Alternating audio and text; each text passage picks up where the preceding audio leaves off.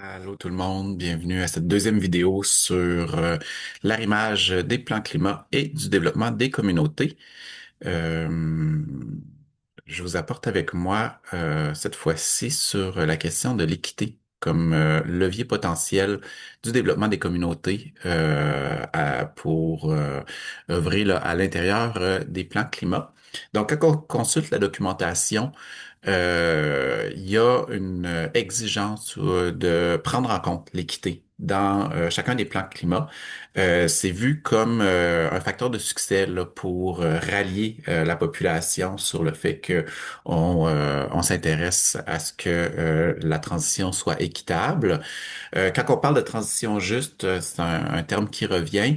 Ce qu'on veut dire, c'est que les bénéfices et les coûts sociaux, économiques puis environnementaux doivent être répartis équitablement entre les différents acteurs de la société, ainsi qu'entre les générations actuelles et à venir. Donc, c'est de cette manière-là que c'est présenté dans les documents gouvernementaux.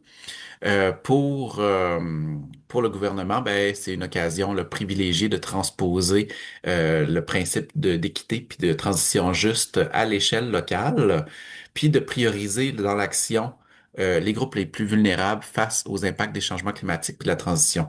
Donc, pour moi, cette priorisation-là des groupes doit être exigée par le développement des communautés. Puis c'est là que ça peut devenir un levier d'action là, dans le déploiement des plans climat dans nos territoires. Euh, pour poursuivre, ces questions-là là, de la question d'équité, en fait, doivent être prises en compte lors de la sélection puis de la planification des mesures d'adaptation, ainsi que dans leur mise en œuvre, là. Donc, à toutes les étapes de l'élaboration des plans climat, l'équité doit être au centre des décisions.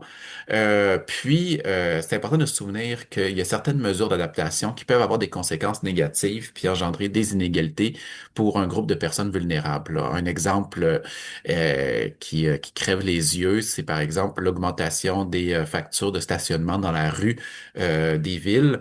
Ben, ça a évidemment un impact sur les gens qui doivent se stationner dans les rues, mais ça n'a pas d'impact pour les gens qui ont les moyens d'avoir un stationnement privé.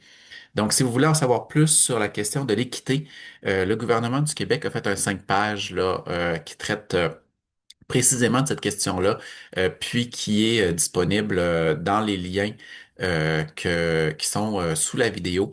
Donc, le dernier des liens touche spécifiquement là, la question de l'équité.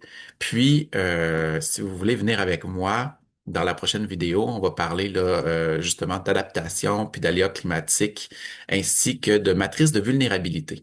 Merci de votre écoute.